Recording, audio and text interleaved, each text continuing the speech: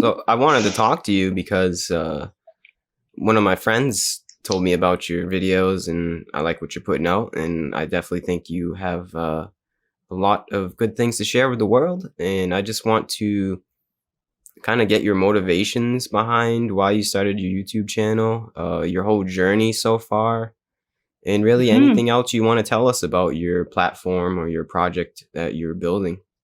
And then we Okay. can get into it. Okay, wonderful. Well, first of all, thank you so much for invitation to share. Oh, thank you. And yeah, it's great. And it's great what you are doing, just helping people to find, different people, whoever resonates in this journey. It's awesome. Thank you. So I've been sharing this message that there is an there is an end to suffering. There is a way out of being miserable and living a miserable life. Well, it's a very particular message, and it's radical. So it's not understandable or available for many people. But those who are ready, those who had enough of seeking, they hear it. And the message is that there is no you separate from the whole. Mm-hmm. As a manager or controller of life. And I saw that first time in 2010. So it's been 10 years of me sharing this. And it started just with writing a blog, firstly. And then this Liberation Unleashed website and forum was launched in September 2011. And that's where it's all started.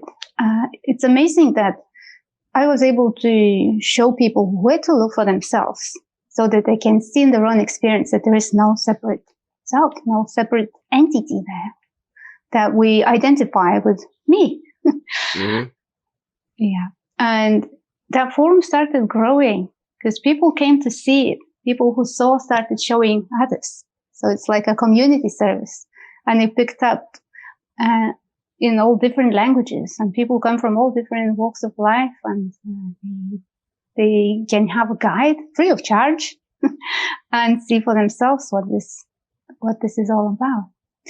My own journey started, I think, about 2002 or 3 with the first try of magic mushrooms. Oh, of course. Of course. Yes, that was so unbelievable. What I experienced, it just blew my mind. Mm-hmm. Literally blew my mind. The mind went still, quiet, shut up. For the first time in my life, I experienced this sense of being at home, just being completely free of all mental or any noise. And it was just so delicious. I was sitting there for hours in this room, and I was like, wow, this is what I need to find, because it must be available without any substances. And it is. It felt so natural. Mm-hmm. So my journey started from that. I started to look for this home. That's awesome.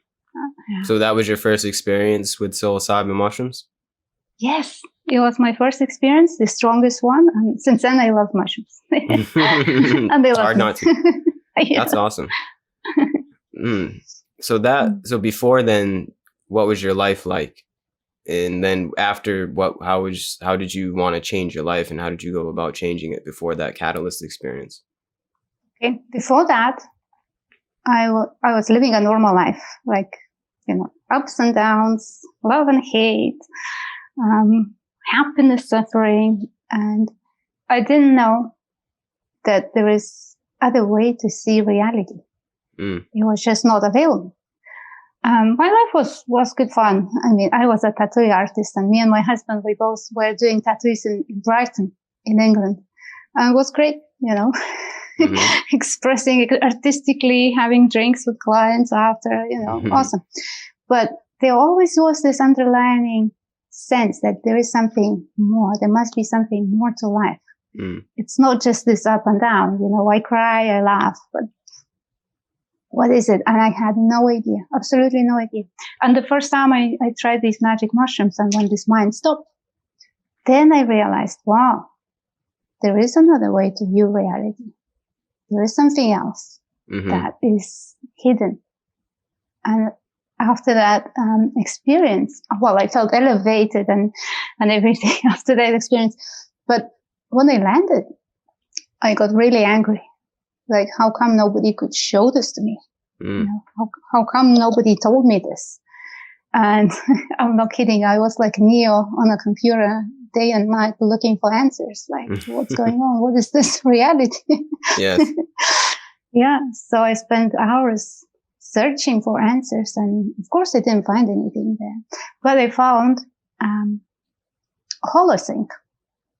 Holosync is this. What is it? It used to be. I don't know if it's still available, but that was like pioneer technology of doing like binaural beats. One sound, 1 ear, another sound, another, poof, poof, poof, poof, and your brain is like stretching, adjusting. That was what I found, and I started to play with that. That was quite interesting because the first time I tried that CD, well, they were expensive CDs, but the first time I tried this, I had an experience that my whole body disappeared. There was only head. I was closed eyes, but there was nothing here. Oh. I was just like, wow, is this available through sound? So I dove into that and I was experimenting with this sound. So as a seeker, I wasn't really a classical seeker, as you wish. I wasn't like going to satsangs. I didn't know any gurus. I didn't know any teachers. I didn't even know that there are people that are looking for something and they are seekers. I had no idea. Well, I heard people go to India, but that's all. And so my seeking was just experimenting with the sound and like crystals. What else? Tarot cards, all kinds of just like experiences. But that didn't show me the way out. That didn't bring me home, so to speak. So I for like maybe 8 years I was seeking, like looking for the answers. And as I say, there was this underlying feeling that there's something more, how to get there. And that was my struggle. I saw people around suffering a lot and I could not help them. That was my struggle. But myself, I wasn't, how to say, depressed or too unhappy. Well, of course, I had days when I would not get out of bed and cry about how shitty life is and how I'm a victim of, circumstances and people. That was a normal life. Yeah. So, go ahead. Sorry, didn't want to interrupt. And in 2010, in the Easter, a miracle happened. I got Jed McKenna's books in my hands. Have you heard of Jed McKenna? I have. I just never read anything by Jed McKenna. Okay, so it's a strong books, and I read the trilogy in like 2 weeks, and I got hit in the head, let's say. Like my castle of bullshit started to shatter. Oh yeah? What was the book? Yeah. The first one is called Spiritual Enlightenment. The second one, I don't even remember now. It's been a long time. Something about warfare. Anyway, so there is this trilogy, and the message in there was this, that no belief is true. And you have to sit down, shut up, and figure everything out by yourself until you know. So that's what I started doing, and I realized that everything I believed was not true. And that was painful time because, of course, we cherish our beliefs like our life depends on it. And here you go, there is nothing true. Yeah. So it was a blow to my system. To your ego. Yeah. To everything I knew. Everything I knew, I saw that it was just not it. What did you do to dissolve that? Well, as Jed McKenna recommended in his books, he said you have to write the truth. Just take a lot of paper, take a pen, and just write down everything that you feel is true. It's just kind of getting all your beliefs out in front of you. So that helped a lot. But it was messy and painful. I wouldn't do that again. Yeah, the process is. That's how it is. Yes. But on the other side, there's salvation of that pain. Yes, but with the Jed McKennan's books, I just went that far. That was like, no belief is true, but it didn't answer the main question. What's that? What am I? Mm-hmm. To Yeah, know nothing it, can answer not that. like to know intellectually is one thing, but just to know it, to recognize it is another. So those books didn't lead me to that, but I found this forum that was called Ruthless Truth. It doesn't exist anymore, but these guys, they said, well, there is no you. Look. So it was just so simple. There is no you. Look. And that look. It's like, that pierced the bubble. Because I looked. And then I saw, oh my God, there is no Ilona running the show. Yeah. That's what it is. How It's could like a I surrender, right? possibly- Yeah. It's just like a let go of control in a way. Yeah. Well, seeing that there was never control anyway. Like there is no Ilona running the show. It was never Ilona running the show. Life was going on as it is going on now. Things happen, people come, everything is given. So that was a huge relief, and wow, what a journey. Well, it's nothing as intense as some people tell me, but well, still for me, it was a huge relief. But I realized that, I don't need to make this Ilona character perfect or, defend her or make sure she fits the view what other people want her to see, to look like and stuff like that. Well, and that was the beginning. That was like a real opening. That was the point of no return that we call now gateless gate crash. So, yeah. Yeah. And since then, I just felt the urgency and the need to share this with as many people as I could. Because, well, here you go. That's the way to freedom. Yes. Right. Yeah. But as they say, it's so radical that not many people hear it, or if they hear it, they get like very angry or resistance. How can you say that? Like, yeah, resistance. Yeah. It's fear. It's the ego fearing its own demise. That's right. How do we go about dissolving the ego, would you say? Okay. To get to that there's point. Nothing to dissolve there. Just first realize that there is nothing to dissolve. What's there to dissolve? What is ego? Right? Well, we used to think the ego is this something that I have, right? That runs the show, that is in control of life. It wants something, it needs to get it. Or if it doesn't get it, it gets upset, gets frustrated and all that. But when you look at the word ego, you see that what we call ego is negative character traits, like selfish character traits. So it's the character traits.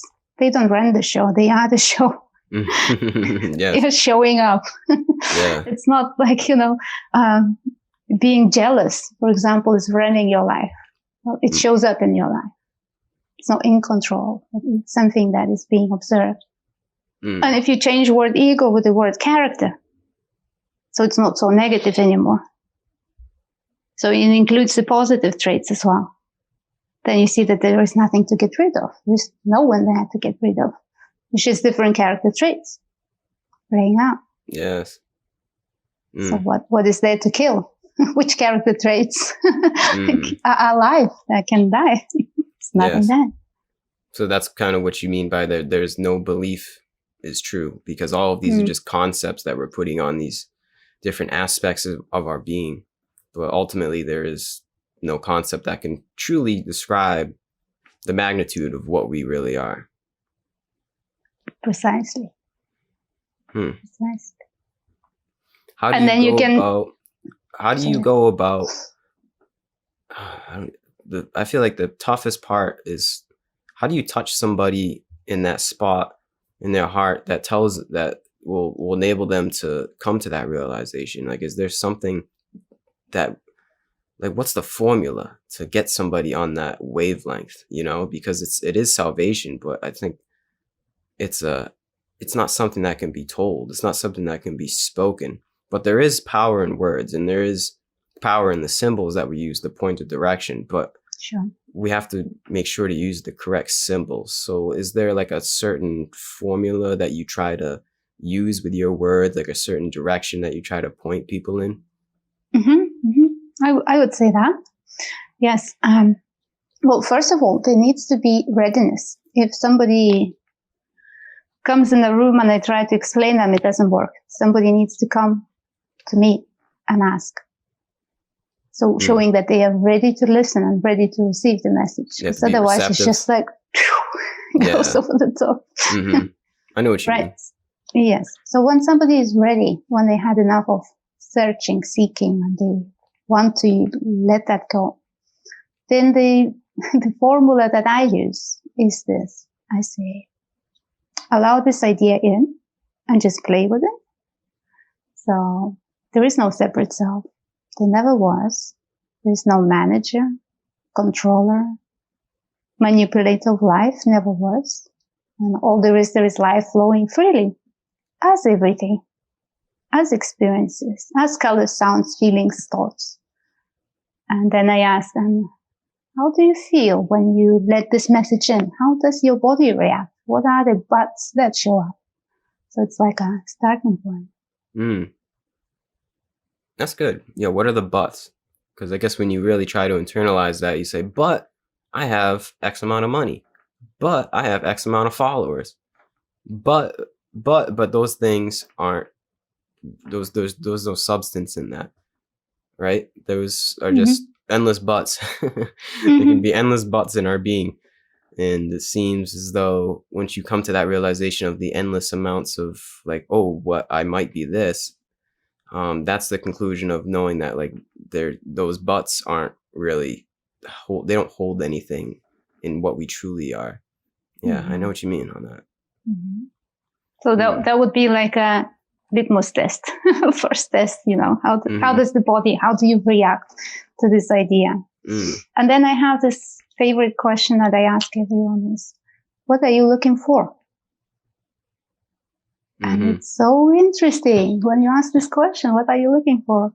How many people they say, I don't know, I'm just looking. There is just looking for something, I don't know what. That's very common answer. Or other people are looking for end of suffering or freedom.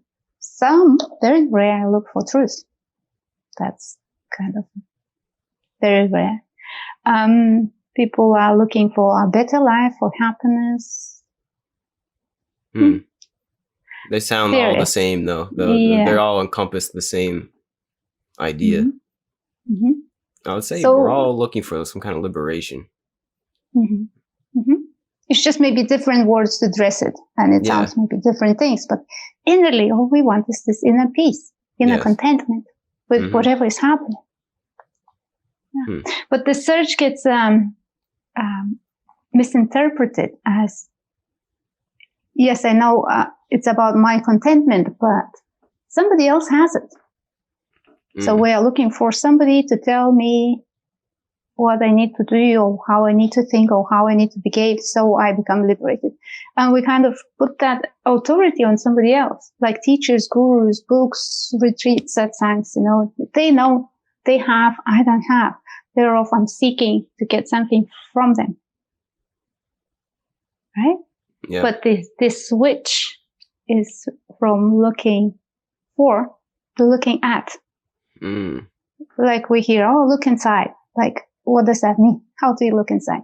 But you just look at what is here, what is arising, what is present right here, right now. And it's not hidden. Don't need to look for it. It's here. Yeah. So we can explore what is rather than look for what isn't. Yeah. So it's very simple. Very simple. Yeah.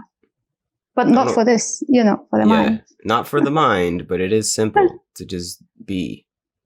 We just have to tear down the obstacles of how we've been conditioned, because nobody's ever taught us the way since a young age, unless maybe you were born and raised in Tibet or something, but nobody's ever really taught us in the Western world, at least, to to run on that paradigm. So it's very difficult. It's simple, but it's difficult to knock down those boundaries that we've built up our entire life into that which is our sense of identity, essentially, and to knock down the walls of our identity to show us the true meaning of what we really are. It's a process. It's a never-ending process, it seems. Yeah. But it's possible. It's very possible.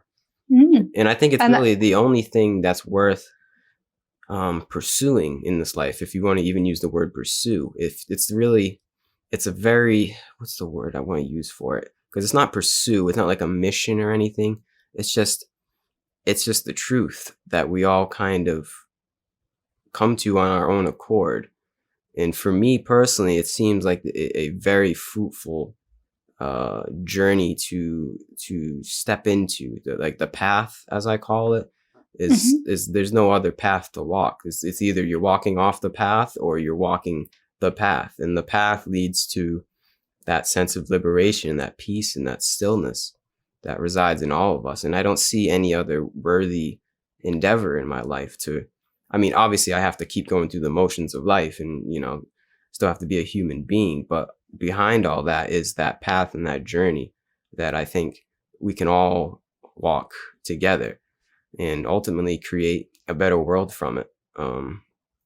It's a very worthy thing to want to embody, the sense of what we truly are. It goes beyond words, but it's honorable. It's something that I don't think that's what we're here for. As like, why did we incarnate here? It's to realize what we are. There's really no other explanation. And I don't think it's like you just wake up one day and like, oh, I am everything isness. It's kind of like it's a never ending journey, in my opinion. Like I'm going to be on this process of figuring out what I am until I leave this meat suit. And then maybe in the next life, I'll be doing the same thing. But at least I know that the journey is the destination. And that's all I kind of need to know until whatever happens after this. We'll see. But you know what I mean? It's like, as long as I know that there's that barometer, that compass that resides in me to kind of direct me onto the path of understanding what it means to be a human being, and that's all I really need to know. Like all the other stuff that happens in my life and anything else that comes in, the noise and the drama, it's all just playthings. Like we said before, it's all just drama and just stuff we have to get through. It's almost like obstacles in the game, and that's how we have to better play the game and just keep playing it in different ways. But we have to, how you play it is recognizing that you are in the game. You are the game. And from there, you flourish. Essentially, you become happy, you become peaceful, freedom, whatever word you want to use on it. But it is a sense of peace. It's peace, ultimately. Yeah, that's right. And it's so individual. It's not like, you can have a group of people and they all see because one sees. No, it's a very individual journey. So we come here alone. We have to work it out alone. Yeah. For the love of truth. Yeah, for the love of truth. I like that. That's good. Yeah. And it's lucky. I think it's lucky if there is that inner calling for the truth. Because for many people, maybe not in this life, there is no such a calling. You just live and like I was before this magic mushroom trip. I didn't know that it was something else available.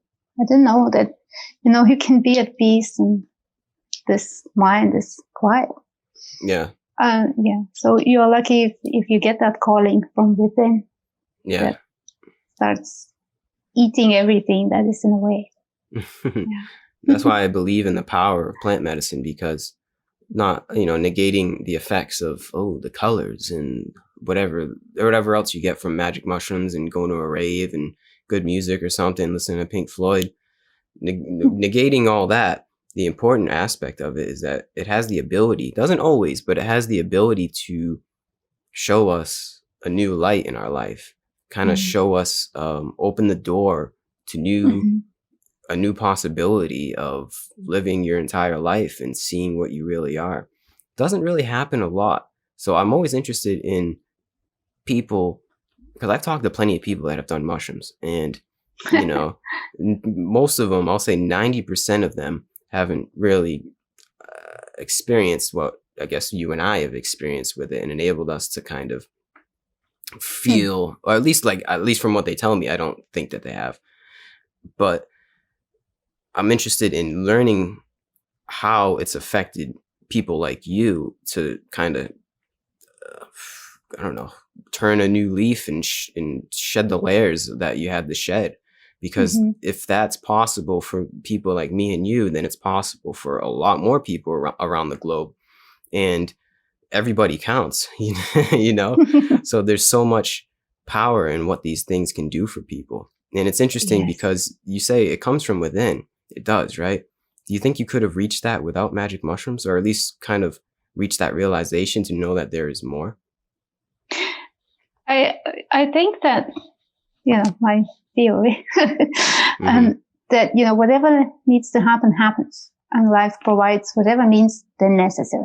For some maybe magical mushrooms, for another one can be a beautiful sunset, and it's like a song of a bird. It doesn't matter what package it comes. Yeah.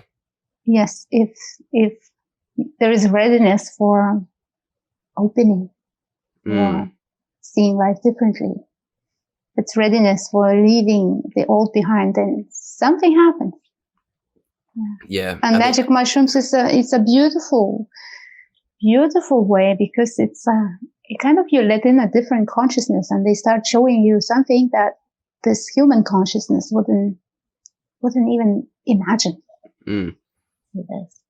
Yeah, I think that's actually really important. I'm glad you said that, how you have to be ready and receptive, because if you're not open, then you're not going to receive the message. You have to be almost quite literally or figuratively, I guess, open your heart and have to be receptive to whatever that message is. Because I think the universe throws messages at us, but you're not going to get the message if you're not paying attention.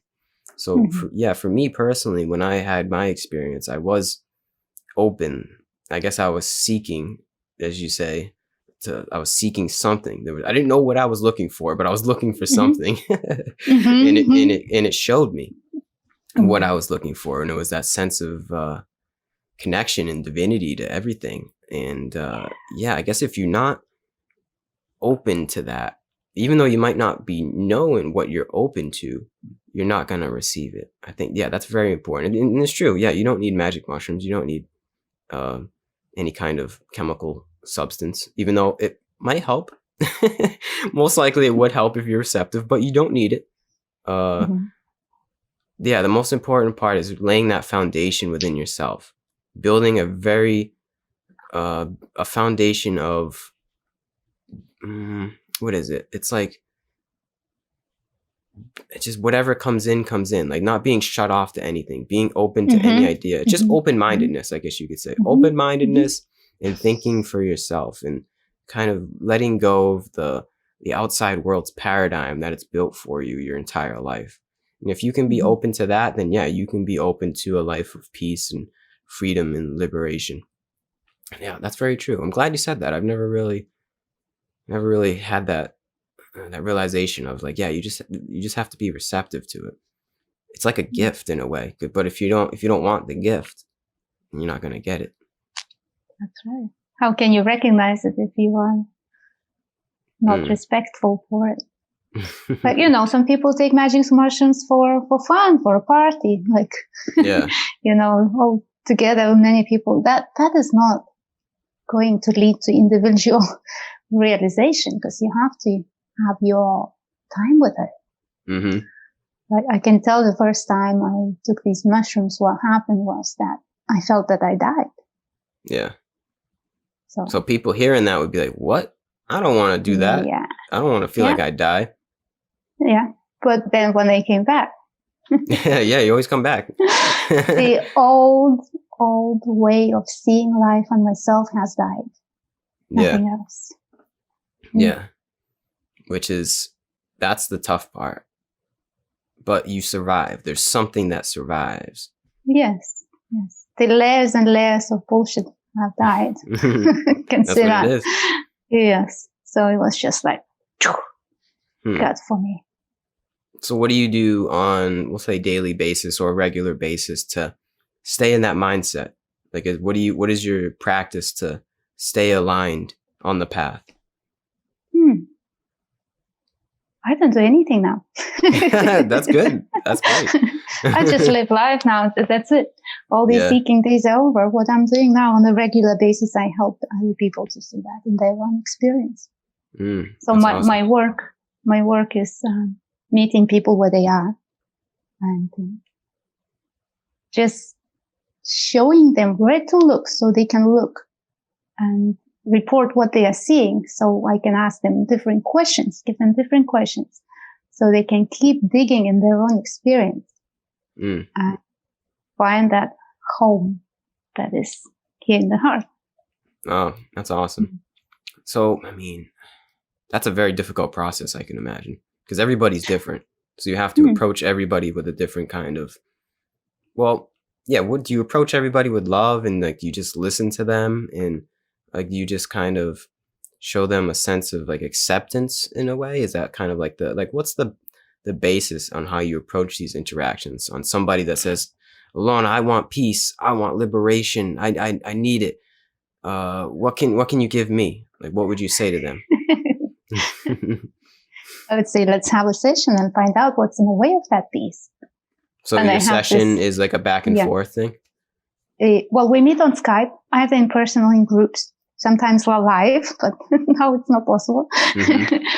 But I work this method out. I call it deep looking. And it's nothing new. It's just, I put different elements that I learned from others into something that is workable. And it may sound a bit weird, but I talk to your mind and to your heart and to whatever structures come to talk in a way that I can show you. It's simple as that. If you just ask your mind, is it at peace right now? And just whatever comes, tell me. Your mind at peace right now? Oh, you asking me? Oh, I guess it's it just was. like, mind, are you at peace right now? I'm just checking. Is the mind at peace? I would say yes, but what is peace? Okay. So, would you like to be at peace? Yes. Yeah. Well, is it ready to be at peace? Yes. Yes. So, is it ready now? Yes. Well, here you go. Just notice whatever is happening. Just honoring that mind. Yeah. I like that. It's like you're interrogating the mind. Or negotiating. Negotiating. Yes. That's good. Yeah. So I asked the mind, I said, no, it's true job, which is to notice, to be aware of whatever is happening right now. Usually the mind thinks it has to do a lot of other works, like, creating imaginary futures and solving imaginary problems, which takes a lot of work, or protecting from, bad things that can happen. It's like a protection system with all the fear, anxiety, or, punishing itself, sabotaging itself, feeling guilt, shame, regret, jealousy, all that other side. And then, I show the mind that its real job is just to be open, just like a formless open space where everything can happen, just allowing everything to happen. And when that mind sees it in experience, it clicks that, yeah, I'd rather have this peace than all this tension. I'd rather have peace than fighting with what's happening. And it just naturally relaxes. Yes, because that's our natural state. Yes. That's great. It seems as though you do or at least you guide people down a form of self-inquiry, because that's where it really lies, is really asking the deep questions to yourself, the important questions to yourself. When I would think, I don't know, I'm not in other people's heads, but a lot of people don't ask those questions that need to be asked to really peel the layers back of what it means to be a human. I know I didn't before this journey and this path that I'm on. Kind of just went with the it's like a cog in the system, just kind of just waking up, going to sleep, waking up, going to sleep. And it was just like this cycle. But once you do get on that path of self-inquiry, it might not be pretty, but it's kind of what we have to do in order to attain that peace that we spoke about before. So it seems to me, from what you just described, your sessions are enabling other people to ask the questions within themselves that they might not ask themselves. That's great. Precisely. Because yes, it's not about answers, it's about right questions. And we don't know what are the right questions unless somebody else can point to that. That's awesome. Let me put the light on. It's getting a little bit dark. Yeah, that's fine. Take your time.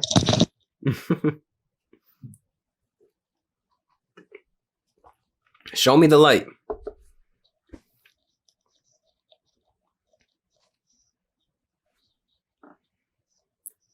Let it be light. I was just gonna say that. That's funny. We're on the same page. But yeah, same wavelength. Yes. Cheers to that. What are you drinking? It's a plum compote. And you? Just green tea. Not as cool as yours. Like a cold handmade compote. A plum what? It's like a compote. I don't know if there is. I don't know if there is such a word. Well, basically. Is it tea? No. They collect the plums and they put it in sugar, water, boiling water, and here you go. In winter, you can open the big jar and drink it. Oh, okay. Homemade. That's awesome. Wow. Oh man, where were we? We're talking about your process to self-inquiry, or at least and the right questions. And the right questions. Okay. So, what other questions? Like I don't know if you could give a list of like what other questions would you lead people down? Like what avenues would you lead the mind down if this was a session between me and you? Okay. Well, there are a few ways we can go. It always depends on what is most important for you. For example, we can look at what is real, what is imaginary, meaning finding out how the past and the future shows up in experience and what is actuality that is right here, right now. And I point to this, what they call the mind screen, where the mind shows movies about the past and the future. Like we can see these movies with eyes open and with eyes closed. And it's an imagination. So you can see what is actual real, the color, sound, sensations, feelings, face, smell, thought happening now versus to what is happening on the mind screen.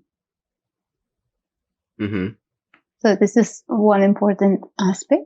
Okay. And I can give an exercise. For example, you can close your eyes and imagine that you are in your kitchen and you look around the kitchen and see where the things are, look in the fridge and smell, just look through the window if there is any.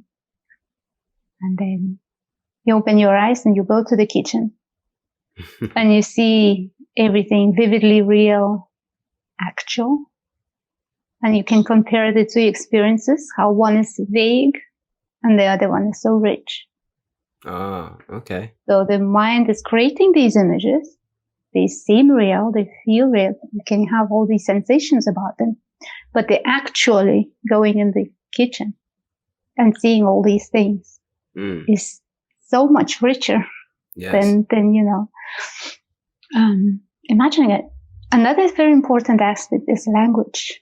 You have to explore language and see how it actually creates these illusions. Because the words are word after word, one word at a time, we have all this castle, all these beliefs.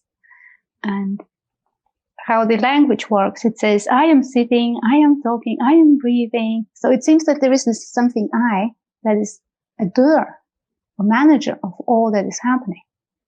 It's in every sentence describing an experience. But if if I describe the experience without using that word I, there is sitting, there is breathing, there is smiling, there's talking. It's all happening. Talking is happening, breathing is happening. So you don't need to describe it with I to point to the same experience.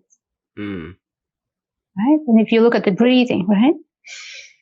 Air goes in, air goes out, but then there comes the I am breathing. Yeah. I am doing that. Right? But it has got nothing to do with the thought I. The thought I is a piece of language that is useful, but it's not what we are. Yeah.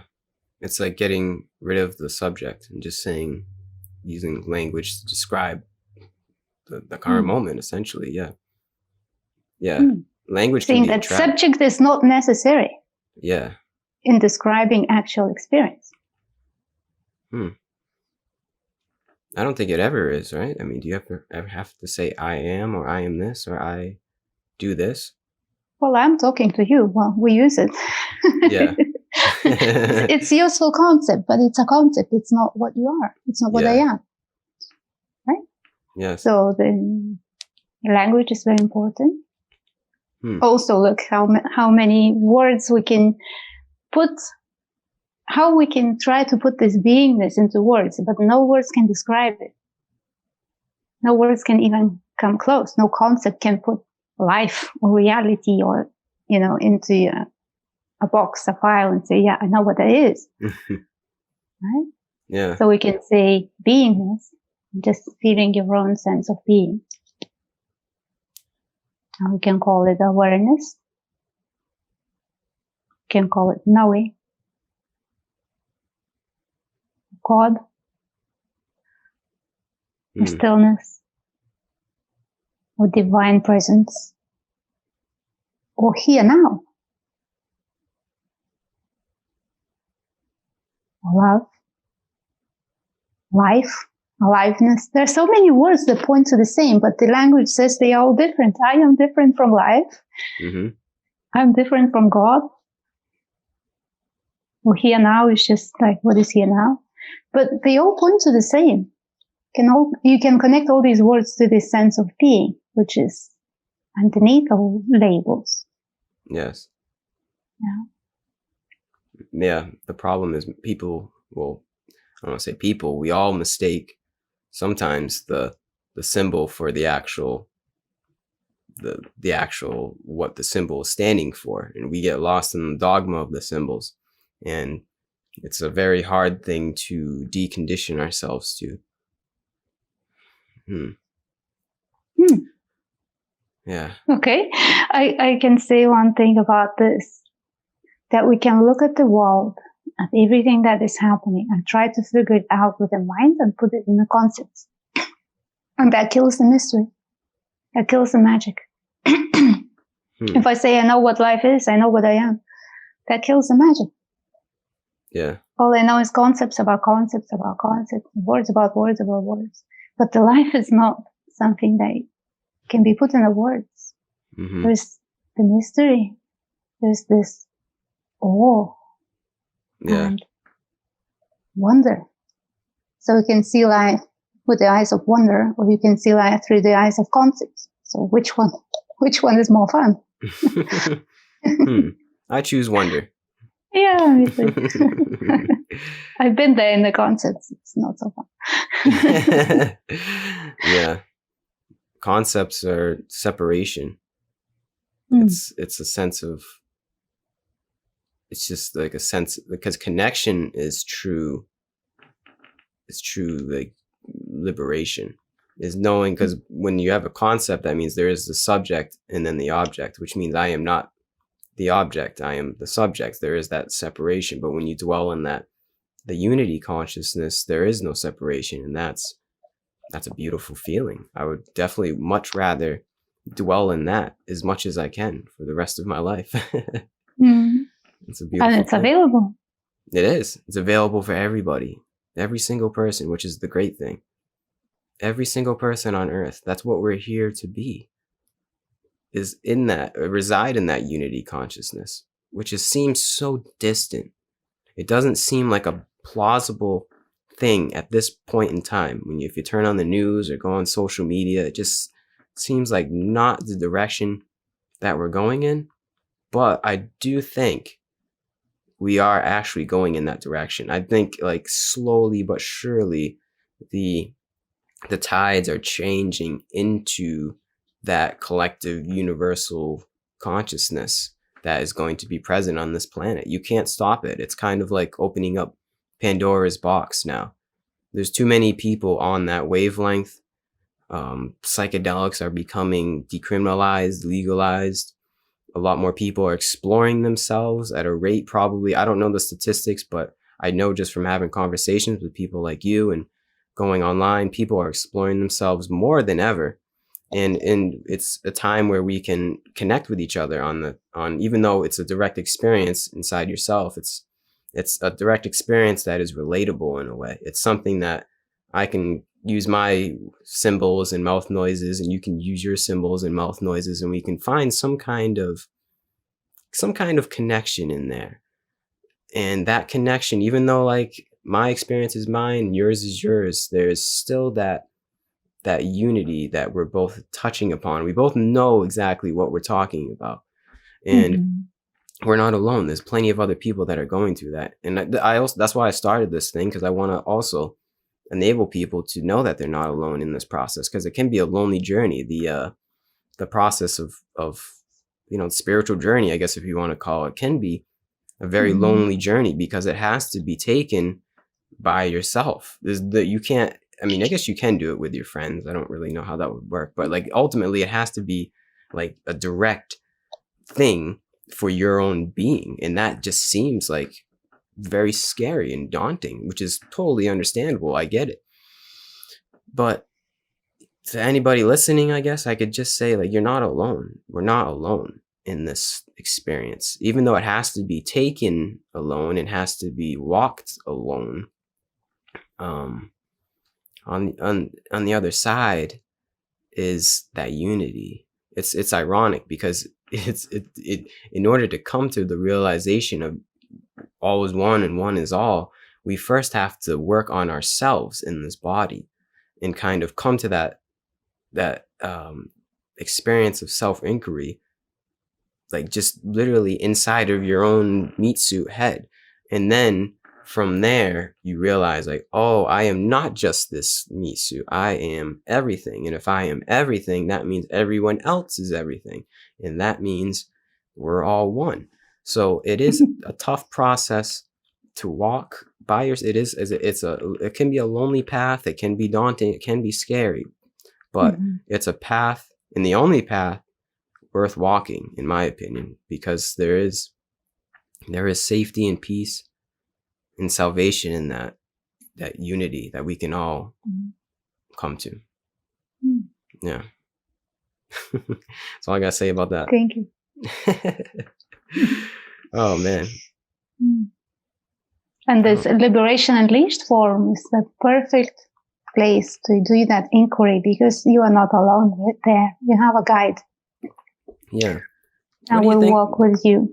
What would you say is the importance in being able to share our individual experiences of this spiritual path? Is the value in knowing that we're not alone in this, and knowing that we're doing the right thing? Like, what do you think it comes, like, what do we gain, I guess you could say, from knowing and having these conversations and diving into these topics with other people? Yes, good question. I see that the value is just a new piece of information that it's available, that there are people that have went through that path and came out on another side and found the joy of living and the wonder. So that message itself is like a scratch, and it answers the call from within, because within we all know that everything is connected. Like the mind creates all these separateness, but the heart is one. Heart is one. So that's how we communicate. We communicate through the noise, through the mouth. but the real communication is the heart to heart, or the field to field. Let's say that. Mm-hmm. Yeah, which is one. Yeah.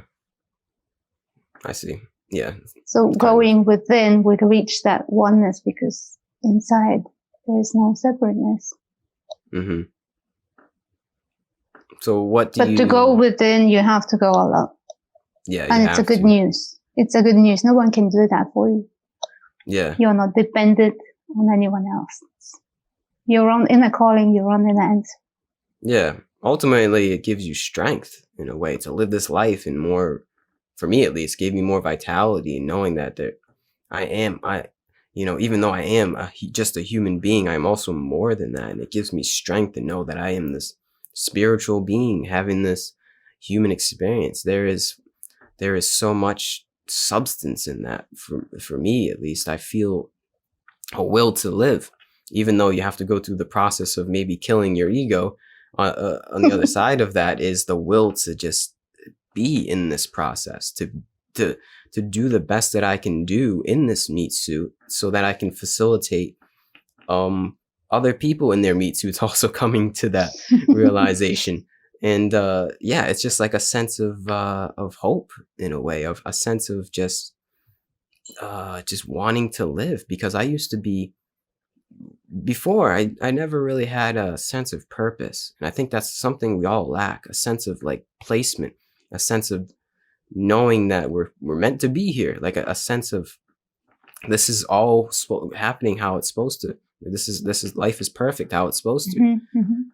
And I gained that through my own self-inquiry, like that sense of like, yeah, I am here, I am just a facet of the divine process. I am just an extension of that, and I have to act accordingly to that. And I don't think I could really ever let that go. It's a sense of purpose that is really, I don't think there's nothing that anyone could ever tell me, show me, do to me that I could ever lose hope on. Mm-hmm. It's just like, it's ultimate. It really is. It's just an ultimate feeling of, it's just that feeling of, yes, it is going to be okay. Even when it doesn't seem like it's going to be okay, that's okay. Mm-hmm. It's okay. Mm-hmm. I think it gave the ultimate, putting it very, very simply, is this what we're all talking about in this conversation, is it made it so I came to the conclusion of it's okay to not feel okay, and that our suffering is happening for us, so that we can stay aligned on that wavelength and that peace and that journey that we call life. And that gave me purpose. Like, I feel every day as though I have some sense of purpose for being here. But you're not going to get that from the outside world. You're not going to get that from anybody else. It's just truly a sense of purpose that we all have the ability to find. And I think we will. I really do. I am idealistic. This is within the last few years, I see like a whole paradigm shift of people just waking up. I know it sounds cliche, but we're waking up to the dream of the ego and realizing that, like, they're tired of the bullshit. Like, they're tired of not feeling okay. They're tired of thinking that they're not worth being, just simply not worth being. And it's sad. It really is sad for me to see. But I guess the only thing that I can do is really assure people that there is hope. And I can't tell you, I can't really give it to you in any which way that I decide to formulate my words, but I just want to iterate to anyone that's listening, and you as well, to know that there is always, no matter what, there's always that hope. You just got to keep the faith, and to know that this process that we are in is going according to plan, even though it may seem a little messy and it may seem like it's chaos, which it is, but that chaos is still also a part of the plan. It's a part of the process. And there's nothing that can really ever tell me that it's not. It's just, it's a beautiful thing. It's a beautiful realization to know. Yeah. All is as it should be. Yeah. And everything changes. Yes. All is temporary. Yeah. But that's everything good. Changes. That's fine. I remember when I used to be like suffering, crying for a day or two, like how unhappy I was. I always felt that it was permanent. Like there is no way out, or there is just no future. That's it. Like you're trapped. This is it. Yes. Yeah. And it's so helpful to realize that everything is impermanent. It really is. Like everything changes. Good, bad, easy life, happy, unhappy. All these states are in a flux. They're always changing. Like weather. Yep. So there is no fear then that this is terminal. This is the final. It's the end. Yeah. And I'm saying that because a lot of people are going through a patch that can be called the dark night of the soul, which may last for a long time, for a few months, a year, where there is absolutely no hope, only desperation, and just a very, very dark place. And this is where people feel really lonely and alone. And that feeling that this will never end. This is very prominent.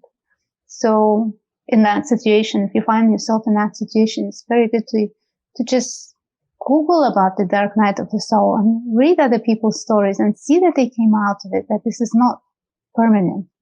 And also know that this is part of the journey. It's a necessary part of the journey where all that is no longer working has to drop, and it's not an easy process, but only going through that you can come out into the light. Like, the butterfly when the worm goes into this,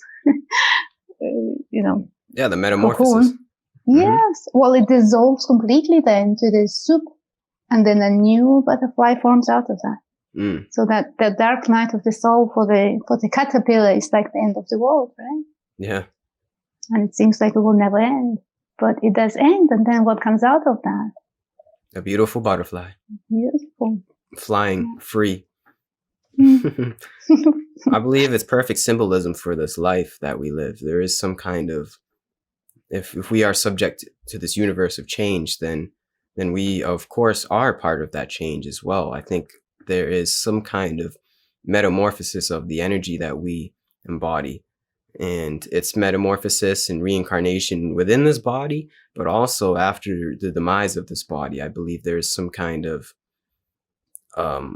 unfathomable metamorphosis of energy that happens after we perish. And that's just a feeling that I have. There's really nothing that I can prove to anybody about that.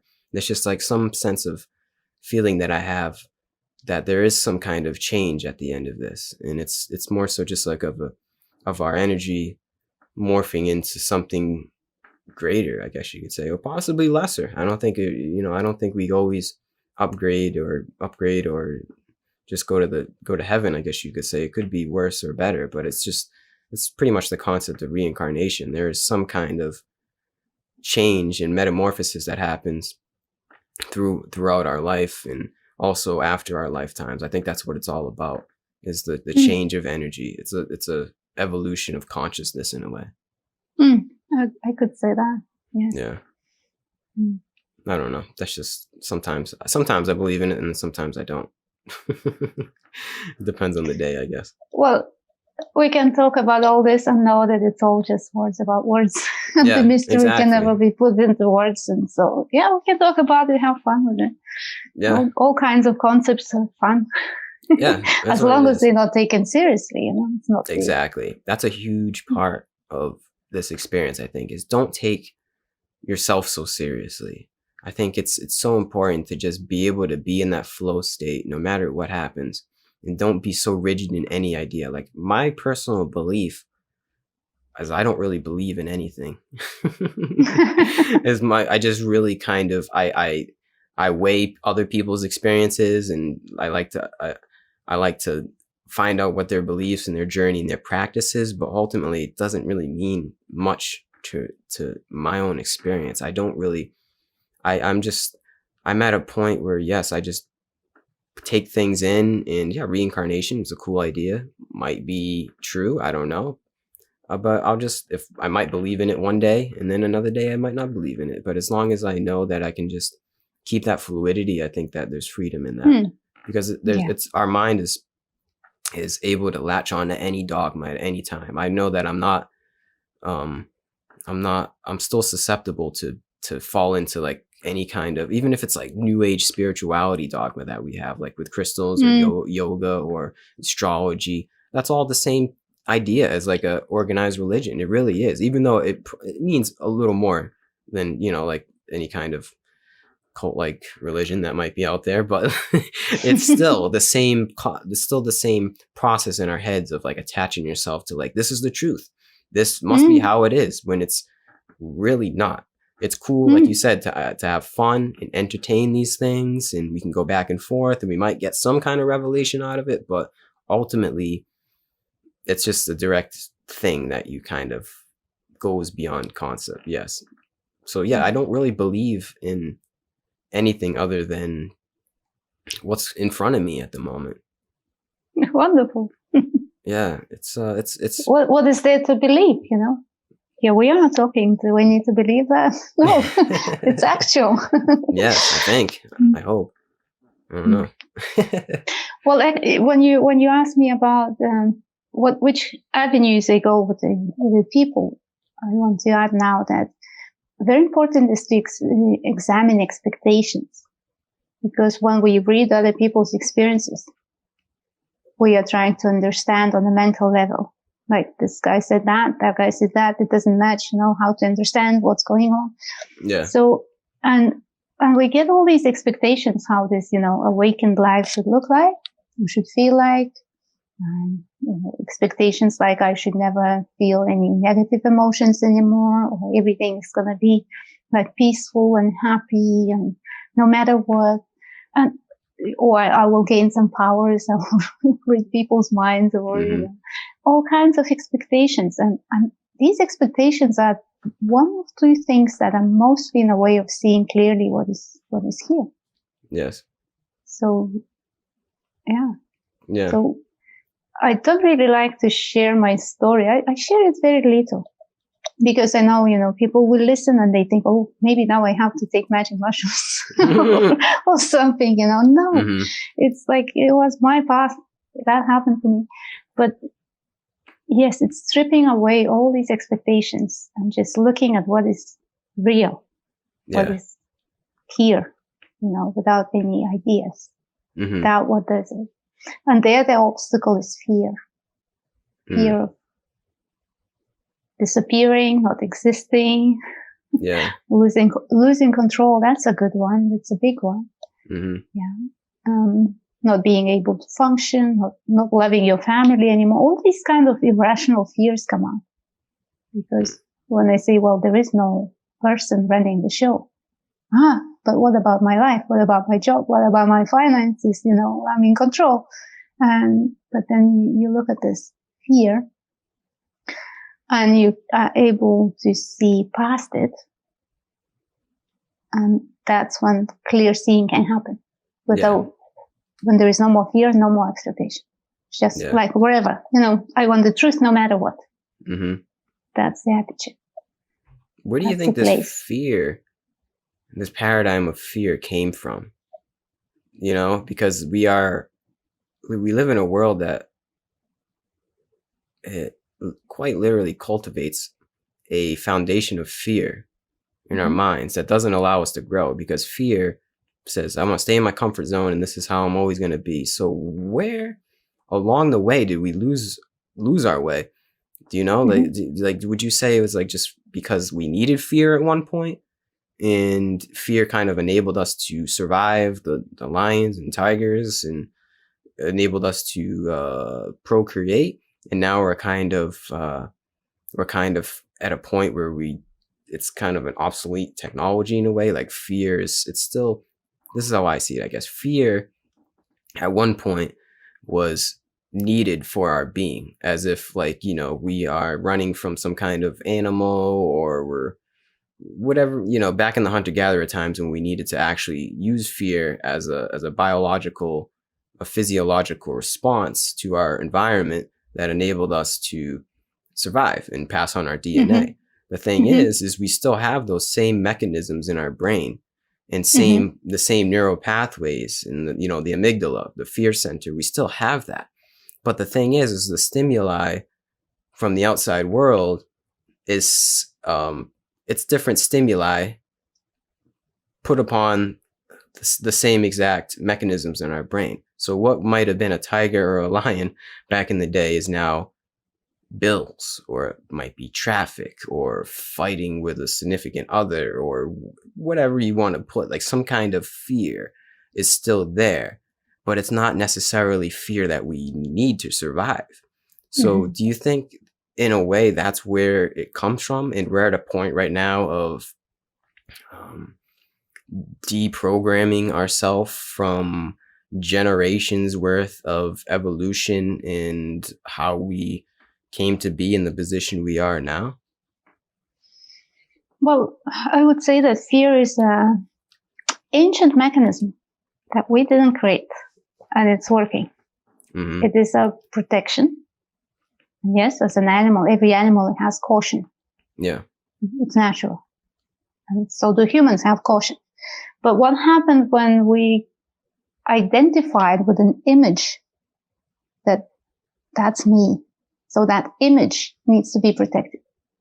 So the fear is guarding the image. Well, the mind created the image and pretended that it doesn't know that. So the fear is guarding that image from being found out to be fiction. I see. Right?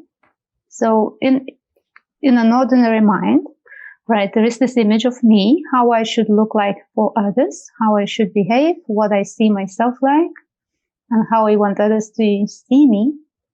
So this image is being protected by the fear, as if your own life depends on it. Like you are being insulted. Yeah. It hurts, right? I need to protect myself from being insulted. What do I do? So the fear is this guard dog saying, don't go there, it's going to hurt. So then we have to sit here and wait for life to pass us, so we are not being touched by life. Yeah. So it's retreating into a safe place, which is not really safety. Yeah. It's just safe. But there is nothing wrong with fear. It's useful. As you say, maybe a tiger running after you have to kick in all these mechanisms so you get the strength and stamina to run away. Yes. But when you see that the fear is guarding something that is not there, yeah, then it no longer needs to do that. And there is so much energy released. Yes. Yeah. Yes. So we can honor fear. Yeah, we have to honor fear because we're not going to escape it. I guess it's still a part of our mind. We're not going to get rid of our amygdala in our brain. It's something that we have to confront, I guess.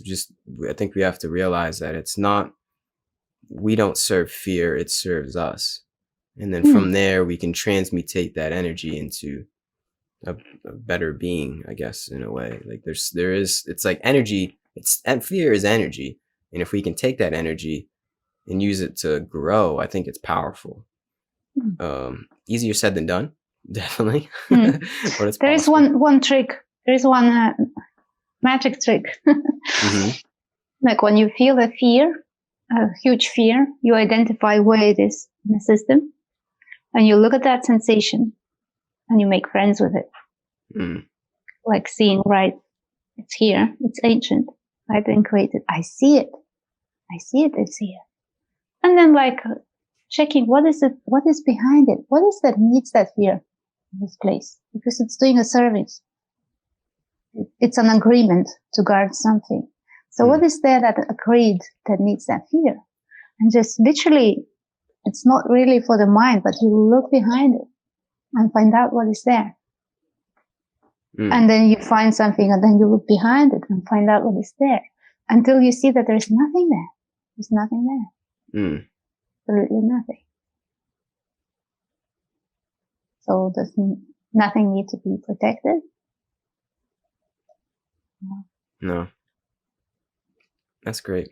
You have your presence and your energy is very calm. It's like you just snap me right into a guided meditation. Your voice is very suited for just ease. Like there's a sense of ease to it. It's great. It seems like this whole process is taking our identification from one aspect of ourselves and transferring it into the true identification of what we really are. It's kind of what it's all about. And it's a beautiful time to be alive, to be able to do that. I don't think there's any other time in history that I can think where it's more accessible to come to that realization. Like, it's a beautiful time. This is why they call it the awakening, or the spiritual renaissance. It really is. Even though that sounds corny, it's kind of the truth, because we have so much power. We really do, to be able to come to that identification of the one, of the unity consciousness. It's possible. And I fully do believe not only is it possible, it's the only way. Like, this is the paradigm of the future. And you can't stop it. You really can't. It's a beautiful thing. It's a beautiful thing, Ilona. And look what is happening in the world right now. Like, people are forced by life, stay at home, be on their own, examine their own thinking, their own feeling, their own being.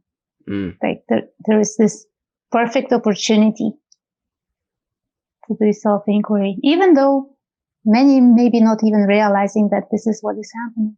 Yeah.